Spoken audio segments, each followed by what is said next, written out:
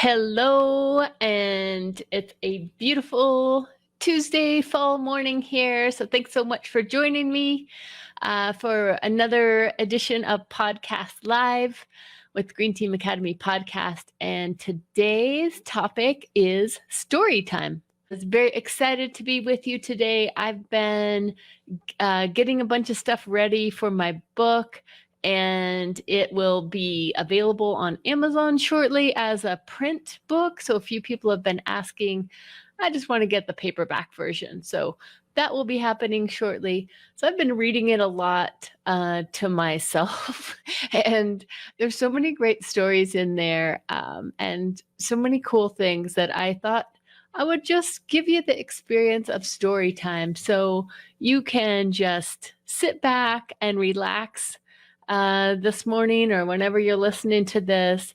Grab a cup of coffee, grab your teddy bear. I want to picture yourself as if you're sitting on the floor in the library listening to story time. And I'm just going to read a little bit of the book to you this morning. And yeah, enjoy. The other thing that I'm doing is I'm getting ready to record the audio book. So this also helps me kind of get in that mode. I got my microphone all fixed and ready, and we're ready to go. All right, so let me get things set up here in the correct layout so I can do this.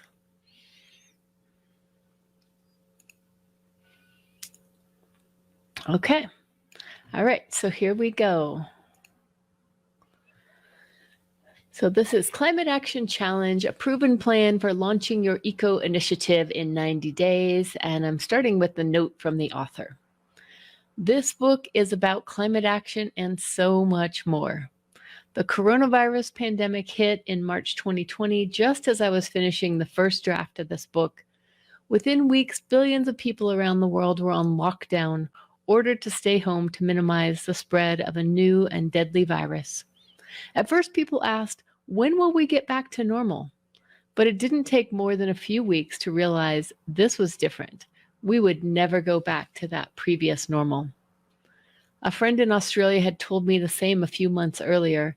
Historic wildfires had wiped out forests, killed 1 billion animals, and kept people indoors for months.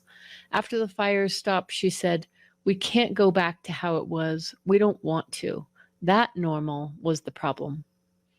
In May, when George Floyd, yet another Black man, was unjustly killed at the hands of police in Minneapolis, millions of people rose up and took to the streets. People rose up and said, enough already. Policies that had been deemed impossible to change for decades were revamped within weeks. School districts broke their contracts with police departments. Cities banned chokeholds. Teams finally ditched their offensive mascots. Frank discussions. Okay, sorry guys, I just lost my place as I was trying to move things around here. Frank discussions of white supremacy and systemic oppression shined a light on the roots of the problems. The protests were not limited to the details of one murder. The uprisings called for a self-analysis of a country that was founded on and is propagating the legacy of white supremacy and racial violence. Throughout the summer of 2020, the Western U.S. broke one record after the next for high temperatures and wildfires. A record 10% of Oregon's population was under evacuation orders, scrambling to find somewhere safe to go, somewhere to breathe easier. The events of 2020 laid bare that the very fabric of society is woven of the threads of injustice, showing just how far we have yet to go. The virus, air pollution, our fragile atmosphere, and racial violence are all pointing to the same thing. The tenuous quality of breath asks for reverence in our relationships with each other and the world that holds us in her embrace. 2020 marks the beginning of a new era. If the old normal was the problem, what will the new normal be? Will we, as in the wake Okay, what just happened here? Just lost my place again. Oh, goodness. Here we go. Will we, as in the wake of the 1918 pandemic, allow these crises to amplify the inequities of the status quo? Will we call it good enough when communities of color endure more sickness, more pollution, more incarceration, and more violence?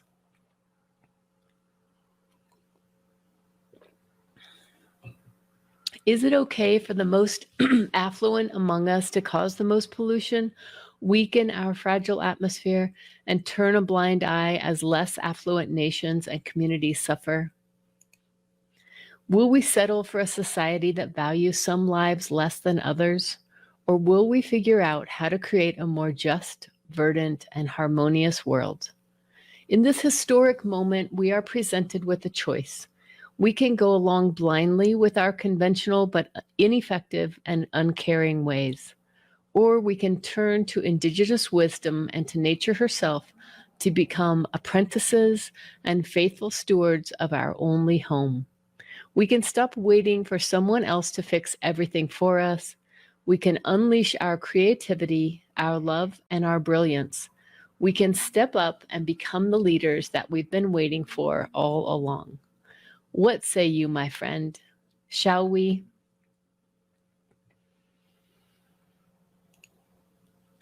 You're in the right place. Anna. I should have known that Anna would reach out to me. In the boatloads of online trainings I've done, there's one question that seems to get to people. I often say that I was a nature girl and ask if there are other nature kids in the group. The ones who pipe up immediately usually reach out to me directly later. During the training, Anna had written in the chat, "Me, I'm a nature girl. I always played in the creek near our house. My brother and I would swing from a tree into the river. We made our mom crazy coming home muddy and wet with crawdads and frogs we wanted to keep as pets. I work for the stormwater department in my town," Anna told me when we hopped on the phone together. "I used to work as a civil engineer for a construction company, but I was appalled at how lax the safety was on site." "Oh no," I replied. "I quit after a few years. I just couldn't handle what was being done to the rivers," said Anna. She told me how if things aren't done properly during the construction process, topsoil is disturbed and gets washed away into the rivers. In addition, other construction debris also gets into the rivers. All this hurts the land, clogs the river, and kills the animal and plant life. That's why she got a job as an inspector in the stormwater department. She was determined to stick up for nature in any way she could. "But even as an inspector now, I'm heartbroken," Anna said. She told me how the culture of the stormwater department was intermingled with the construction companies, with several key people going back and forth between inspector positions and construction companies. "It feels like a buddy-buddy system," said Anna. "I'll report things, but then sometimes my reports aren't even filed. I drive the long way home alongside the river, letting the river know that I'm sorry that I'm doing everything I can." Anna told me when she heard my story and found out about the system that I developed, she felt an immense wave of relief. "I've read all the IPCC reports and I keep up with what's going on with pollution, health, and species going extinct, and my heart just breaks. I was losing hope. I've been doing everything I can think of, but it's not enough. So when I joined your training and heard your story, I finally started to feel better. I realized that I'd been missing something that was there right in front of me all along. For the first time in a long time, I feel optimistic. I've got direction and hope for moving forward. I can do this." Darwin. I want to find a way to mitigate climate change. It's getting hotter every year where I live in Zambia. I want to plant 10,000 trees, but I don't know where to start. Darwin Mawele found me online when I was doing a webinar on how to go from passion to action. I also want to help families and schools start gardens so they have a way to feed themselves nutritious food. During the lockdown for the pandemic, many families are going hungry, and I think this could help. Darwin had the idea that he could make a difference, but wasn't sure where to begin. He attended the first action plan retreat I ever offered in May 2020. After signing up for the retreat, Darwin began working through the steps outlined in this book. We quickly found dozens of potential partners and sponsors, and within 2 weeks, Darwin applied for and was approved to start Earth Guardian Zambia. That move helped him become part of an established organization that supports youth crews in over 60 countries. As we exchanged emails, we were both doing a happy dance across the world together.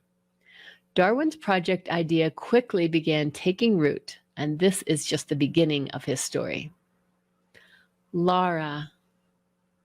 Not everyone who wants to make a difference identifies as a nature kid. Laura said that she was the kid who was always inside at gymnastics practice when the other kids were outside playing. She didn't grow up camping or playing in the mountains or at the beach. She envied that, but didn't feel like she had a choice. But that longing is still there. Now, as an adult coaching other kids, Laura told me she's watched every episode of Blue Planet and Planet Earth. She can't get enough of it. And at their gym, they're big on making sure the kids use reusable waters rather than disposable plastics. Still, she feels like she should be doing more. She's just not sure what. You. Does Anna's story hit home? Or maybe Darwin's or Laura's? What's your story? From a young age, every one of us senses this deep connection to nature, and at some point, the realization comes that something is wrong. The realization that though we thought our government or someone should be taking charge, it's just not happening. There's a longing to feel connected and to be part of the solution, to somehow honor the very web of life that supports us. Try as we might, it seems incredibly hard to be of true service in the way that we yearn for. Most people who have come to me have tried so many things to stand up for nature and with nature and to make a difference. Is this you too? Do you read the reports coming out saying we have only a decade to turn things around? And even though you're super busy with work and family, you still want to figure out a way to make things better? Do you want to be a part of the solution, but feel like you're actually just part of the problem? Have you taken part in climate marches and felt the exhilaration of coming together and demanding a future that works for all? Then afterwards you felt defeated, wondering if it's all just an empty show? Have you signed up with large environmental organizations, but then felt inundated with requests for donations and signing petitions, not sure if you're really making an impact? Have you found yourself on large committees working on projects that seem to go nowhere? Or maybe you've tried starting your own projects, but couldn't seem to get much interest or ran into one obstacle after the next. Do you feel you could do more in your community, but you don't know where to start? Do you bring your own bag when you go shopping? Do you try to keep up with the myriad of recycling rules, but feel you're still not doing it right? And even if you did manage to do that all perfectly, you know that recycling alone is not enough to protect the planet. If that's you, take a few deep breaths and let a little smile come to your face.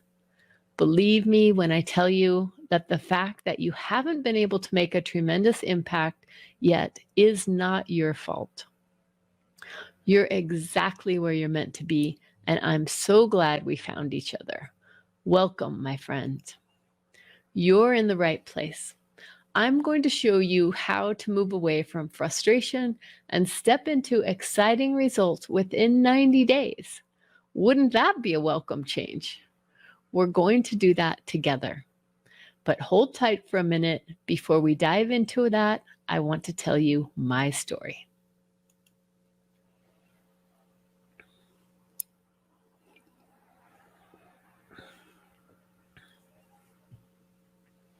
My story and my promise to you. Chapter 2. Growing up in a big family, whenever we got bored or antsy, my mom's favorite refrain was, "Go outside and play." I came along as the seventh of 8 kids. To this day, I can't imagine how my parents did it all, raising all of us on my dad's salary, but shooing us outdoors was one key strategy that worked. I grew up in the city in Denver, Colorado, but I was enveloped and at ease in nature in our neighborhood. We played chase, running barefoot on the grass. My older brothers dug hideouts in the dirt in the corner of the yard. My sister and I made peanut butter and jelly sandwiches and climbed up to have lunch in the apple tree. On weekends, my parents took us up to the mountains. We ran and hid amongst the aspen and pine trees. We splashed around in the river and watched the hummingbirds do their mating flights.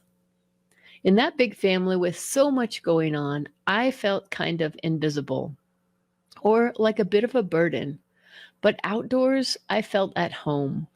It's not something I ever tried to talk about or even reason out. I knew it because I felt it. I always thought of myself as just a kid, but now I can see that from an early age, I was a nature kid. I wonder, aren't we all? My story, finite. By age 10, I started, quote, working, unquote, for my dad. It was a splendid way to earn $1 and do something that seemed kind of cool with my daddy-o. I was born in 1960, so this was way before personal computers or smartphones. He would hand me 2 pages, one blank piece of logarithmic graph paper and another with a list of numbers. My job was to draw a dot on the graph for each data point. I was plotting oil and gas production history. Once the data ran out, the next step was to grab a logarithmic curve. Each curve had a different slope and shape. I'd find the one that fit the data best, then draw it out to 0. That was how we projected how much oil or gas was remaining in that well. By about the 5th one, I said, "Wait, Dad, so every one of these goes to 0 sooner or later?" "Yes, exactly," he said. "But our cars and our homes are all using this, so what happens next?" I asked. "I've been bringing this up at work. I've been telling them that we need to figure out something else because eventually all the oil and gas will be gone." "Oh, okay," I replied. I went back to finishing that graph so I'd get my $1, but I couldn't do any more that day. I had an uneasy feeling. That's how I learned the meaning of finite before I ever knew the word. This was long before concerns of climate change were mainstream, but pollution was definitely a thing. It was also at age 10 that I wrote my first piece of writing that was published. It was a poem called The Brown Cloud, after the polluted air visible in Denver. But the 1970s also sparked a fresh wave of environmentalism. After millions of people got together for teach-ins, marches, and festivals, the US government under Republican President Nixon started the Environmental Protection Agency and passed the Clean Air Act and Clean Water Act. In 1978, President Jimmy Carter came to Colorado to commemorate the opening of the Solar Energy Research Institute. It seemed like the adults were getting the message and doing the right things. Elegant design. When I went to the University of Colorado in Boulder in 1978, I told them I wanted to study solar energy. They informed me that that wasn't an option. Instead, I was advised to enroll in engineering, and I did. The absence of a solar program should have been my first clue that the adults didn't have things as under control as I had hoped. I graduated with a degree in electrical engineering in May 1982 and got married 2 weeks later. I got a job in the field of building energy efficiency, and I was excited to be on track, using my skills to make a difference. I was enamored with passive solar design, the kind I'd studied in college and thought I might build someday. But the most impressive example was the cliff dwellings designed by indigenous people of southwestern Colorado at Mesa Verde, somewhere around the late 1190s. Large natural rock outcroppings protruded out to the south, keeping the living spaces cool all summer. Yet when the sun dropped its path in the winter, the rays flooded in, heating up the thick interior walls to radiate heat back out all night. But at our engineering firm, our clients only gave lip service to passive solar. The U.S. Department of Defense, cities, and home builders asked us to optimize design, but only within a small range. Changing the orientation of the building to what would be optimal for energy efficiency was usually out of the question. That was decided based on other factors. I wondered, why would builders choose to literally align with nature nearly 1,000 years ago, but now it was suddenly completely out of the question? Niwot. After having our first daughter, we moved to Niwot, a town of about 3,000 people. We were just 10 or 20 minutes down the road between two larger cities, Boulder and Longmont. This was 1987, and though we'd had recycling in Denver and Boulder, in Niwot there was no recycling. I usually traveled to work by bus, so it was even more annoying because it meant I had to make an extra trip driving to recycle. That made no sense at all. In 1988, we added our second daughter to the family, but the town still didn't add recycling. I started making phone calls, and I felt like I was calling everyone I could think of. But really, I just kept calling the county and the recycling nonprofit EcoCycle.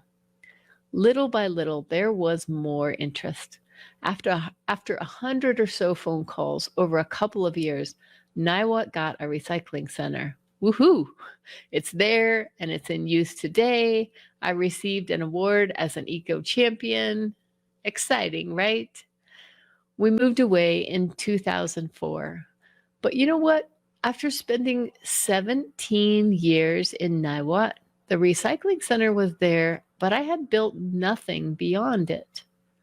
I didn't think to start a group that would meet and work on environmental projects while I was there and after I left, and that's kind of sad. Just being super passionate about the environment and dedicating my life to it didn't mean that I was making much of a difference. Fort Collins. In 2004, we left Niwot to move to Fort Collins. I got a job with the city and was working as part of the team designing programs to increase energy efficiency. A key part of our work was participating in the annual Sustainable Living Fair.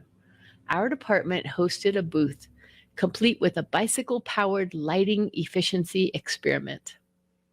As an engineer, I'd never given much thought to festivals or imagined that they could make much of a difference in environmental work. Egotistically, I thought it was the engineers who were doing the real work of protecting the planet.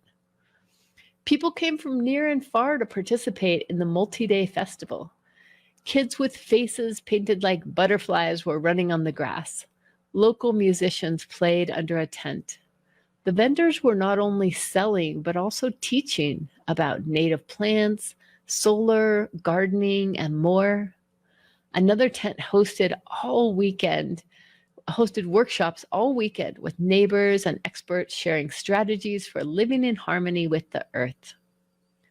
Throughout the days of the festival, I started to experience how this sustainable community was something different, something powerful.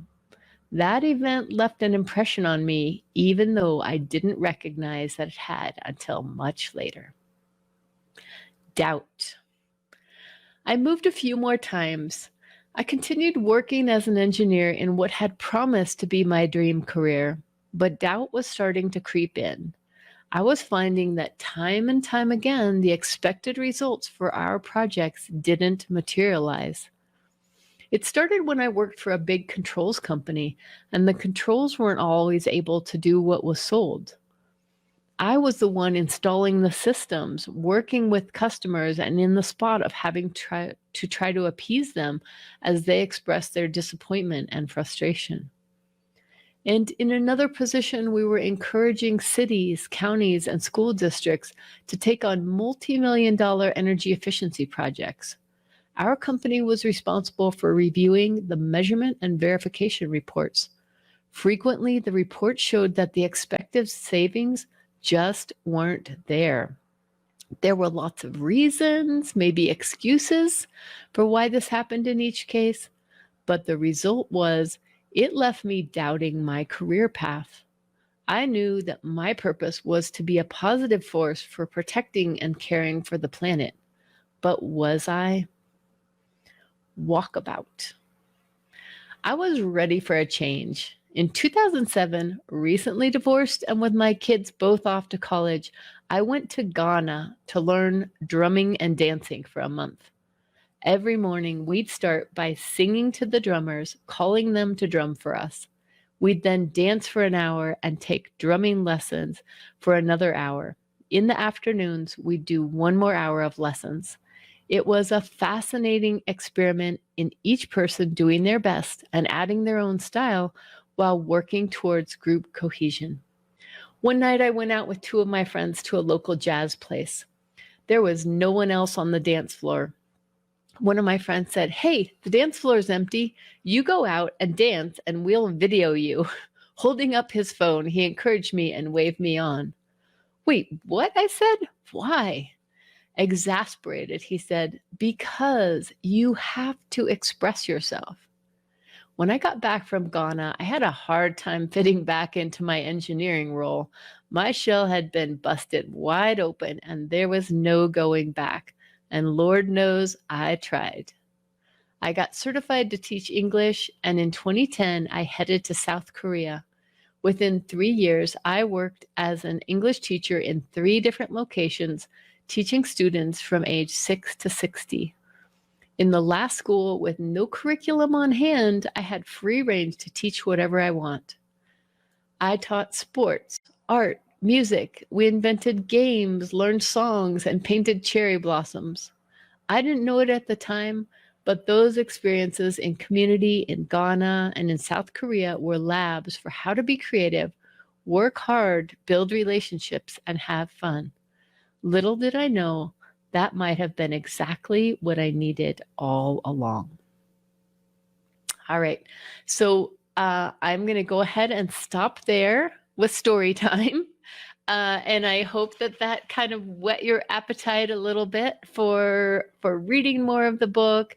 And also, if you would be interested in an audio version of the book, I would definitely like to know about that, because it's a big production to create an audio book. To do all the reading is, it's probably a week's worth of time to do all the reading and the editing to create the book. So if you are interested in an audio version of the book after listening to a little bit of this, then I would love to hear that, get that encouragement to undertake it. I'm a big fan of audiobooks.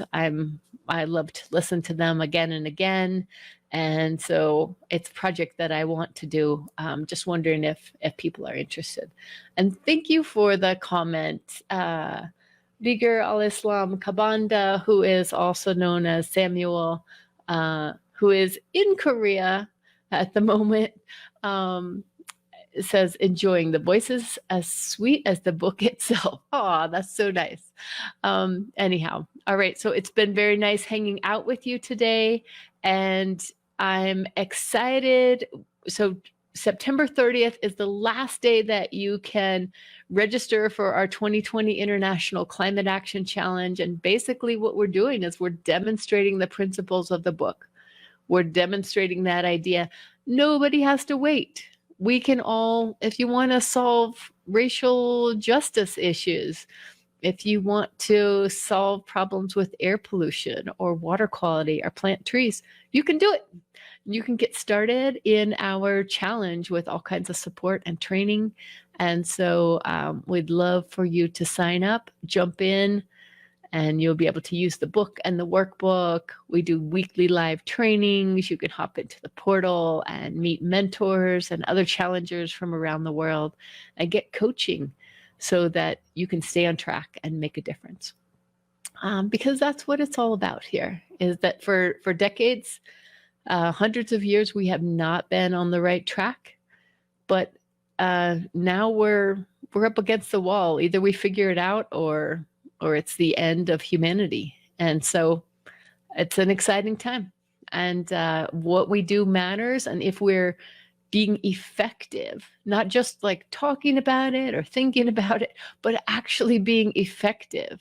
And that's what's been missing. But this is a way to be effective. And so we invite you to join us. So thanks, everybody. Thanks for tuning in as well. And have a beautiful day.